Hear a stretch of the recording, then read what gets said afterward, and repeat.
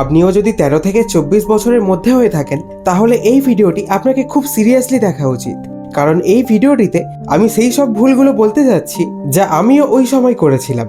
এবং আজ যখন আমি পিছনে ফিরে তাকাই তখন আমি খুব আফসোস করি যে আমার ওই বয়সে যদি কেউ আমাকে এই কথাগুলো বলতো তাহলে আজ আমি যেখানে আছি তার থেকে আরো 10 গুণ ভালো হতে পারতাম। কিন্তু এই সব কথা বলার মতো কেউ ছিল না, আর সেজন্যই আমার পুরো 4 বছর লেগে গেল এই ভুলগুলো শোধরানোর জন্য। কিন্তু আপনি মাত্র কয়েক মিনিটের মধ্যে এই সমস্ত ভুলগুলো শোধরাতে পারবেন। শুধু শর্ত একটাই যে আপনাকে এই ভিডিওটি খুব মনোযোগ দিয়ে শেষ পর্যন্ত দেখতে হবে। পয়েন্ট নাম্বার 1, আপনি যদি আপনার চারপাশে মনোযোগ সহকারে দেখেন তবে দেখতে পাবেন বেশিরভাগ লোকেরা যারা এই 13 থেকে 24 বছর বয়সের মধ্যে আছেন তারা মজা করার পিছনে পড়ে আছেন। তারা এটা মনে করে যে এই বয়সটাই তো এনজয় করার জন্য। তবে আমি আপনাকে একটা কথা বলে রাখি যে আপনি যদি আপনার এই বয়সে শুধুমাত্র মজা মস্তির দিকে ফোকাস করেন তবে আপনি আপনার জীবনে নতুন কিছু করার সুযোগই পাবেন না। কারণ এই বয়স থেকে বেরিয়ে আসার পর বাড়ির সমস্ত দায়িত্ব একটি ছেলের উপর এসে পড়ে এবং সে না চাইলেও তাকে এমন কাজ করতে হয় যা তার একদমই ভালো লাগে না। কিন্তু পরিবারের অবস্থা দেখতে না পারায় বাধ্য হয়ে সে চাকরি খুঁজতে শুরু করে দেয়।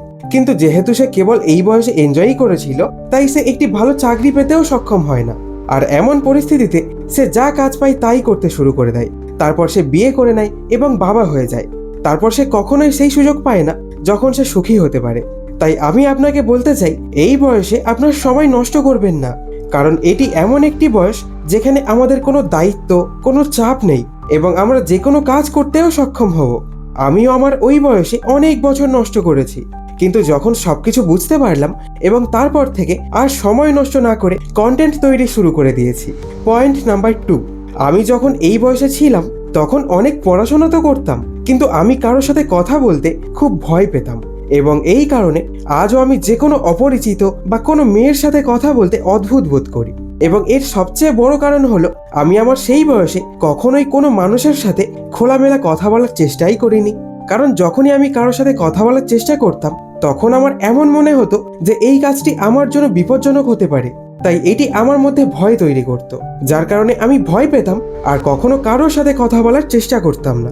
তাই আমি বলতে চাই, try to speak with people, অর্থাৎ লোকজনদের সাথে কথা বলার চেষ্টা করুন। হ্যাঁ, শুরুতে একটু অকওয়ার্ড ফিল হবে, মানে অস্বস্তি লাগবে, কিন্তু আপনি যদি এটি না করেন তবে কিছু সময় পরে আপনিও আমার মতো আফসোস করবেন যে আমি যদি সেদিন এটি করতাম। পয়েন্ট নাম্বার 3, অনেকেই মনে করেন জীবনের সবচেয়ে বড় লক্ষ্য হলো অনেক টাকা রোজগার করা, আর তাই আমরা খুব ছোট বয়স থেকেই শুধু টাকা রোজগারের পেছনেই ছুটতে থাকি, ভাবি কিভাবে দ্রুত ধনী হওয়া যায়। কিন্তু আমি আপনাকে একটাই জিনিস বলি, টাকা তখনই আসবে যখন আপনি এমন কিছু শিখবেন যা মানুষকে দরকার। এর মানে বুঝতে পারলেন না? তাহলে উদাহরণ হিসেবে বলি, আপনি যদি ভিডিও এডিটিং শেখেন তাহলে অনেকেই আপনার কাছ থেকে ভিডিও এডিট করাতে চাইবে, কারণ তাদের এই জিনিসটা দরকার আর আপনি সেটা পারেন। তখন আপনি টাকাও পাবেন, সম্মানও পাবেন। আমি যখন ছোট ছিলাম তখন শুধু টাকার পিছনে ছুটেছি, কোনো কিছু শেখার চেষ্টাই করিনি। কিন্তু এখন বুঝি টাকা নয়, শেখাটাই ছিল সবচেয়ে জরুরি। কারণ আপনি কিছু না শিখে টাকার পিছনে দৌড়ালে কিছুদিন পর হতাশ হবেন, কিন্তু আপনি যদি শিখতে থাকেন তাহলে একসময় সেই শেখাটাই আপনাকে অনেক টাকা এনে দেবে।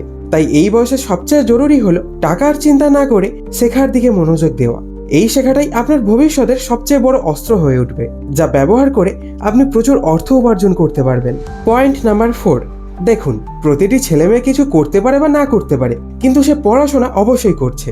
কিন্তু ডিয়ার, আমি বিশ্বাস করি যে আমাদের এই শিক্ষা ব্যবস্থার উপর পুরোপুরি নির্ভরশীল হওয়া উচিত নয়।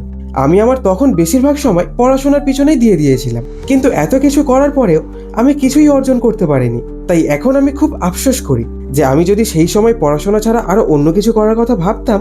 তবে এখানে আমাদের তেমন কোনো দোষ নেই, কারণ স্কুল এবং কলেজগুলি আমাদেরকে শুধুমাত্র সেটাই শেখায় যেটা তাদের ভালো মনে হয়।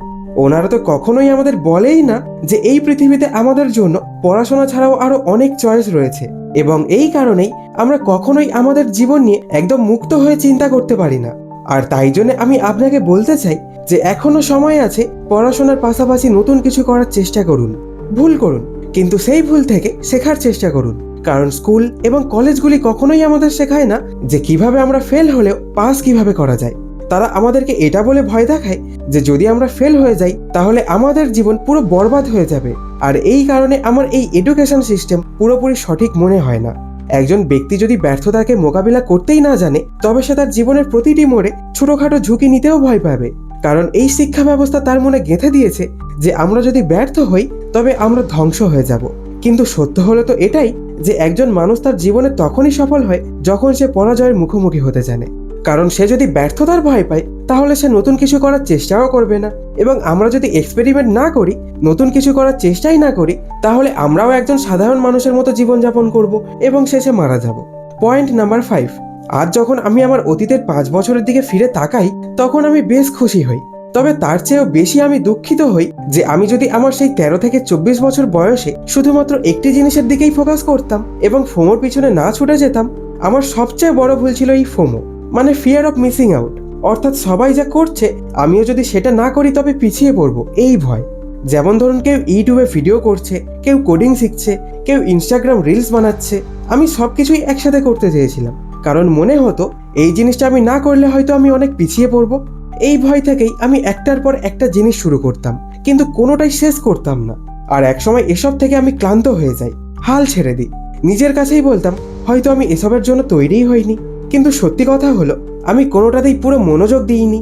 আজ বুঝি এই ফোমোকে যদি আমি তখন নিয়ন্ত্রণ করতে পারতাম তাহলে আমি হয়তো এক জায়গায় খুব ভালো কিছু করে ফেলতাম। এবং এখনকার মডার্ন যুগে এত বেশি বিষয়বস্তু রয়েছে যে আপনি কোনো একটি বিষয়ে বেশিক্ষণ মনোনিবেশ করতে পারবেন না। আর এই কারণে অনেকেই তো শুরু করেন, কিন্তু সময়ের সাথে সাথে ধীরে ধীরে সবাই হারিয়ে যেতে থাকে। কিন্তু এই বয়সে যে ব্যক্তি এই জিনিসটি শুধু বোঝে তা নয়, বরং এটি তার মনে যদি গেঁথে রাখে, তাহলে সেই ব্যক্তি তার অকাতের চেয়েও বড় কাজ করতেও সক্ষম হয়। তো এই ছিল সেই সব ভুল যা আমি আমার টিনেজে করেছিলাম। কিন্তু আমি চাই আপনি এই সব ভুলগুলো এখনই বুঝে যান, না হলে এমন এক সময় আসবে যখন আপনার জীবন আপনাকে লাথি মেরে আপনাকে এসব শিখিয়ে দেবে। তখন আমি আপনাকে সত্যি বলছি, তখন অনেক কষ্ট সহ্য করতে হবে, আর সেই কষ্টের কোনো সীমা নেই। তখন আমার এই কথাগুলো আপনার অবশ্যই মনে পড়বে। তাই এটাই সেই সুযোগ আপনি এই বিষয়গুলি বুঝে যান। তো এই ভিডিওটা কেমন লাগলো কমেন্টে অবশ্যই জানাবেন, আর ভালো লাগলে কমেন্টের সাথে সাথে একটা লাইকও করে দেবেন। তো দেখা হচ্ছে পরের এক ভিডিওতে। তাই ভালো থাকুন, সুস্থ থাকুন, ধন্যবাদ।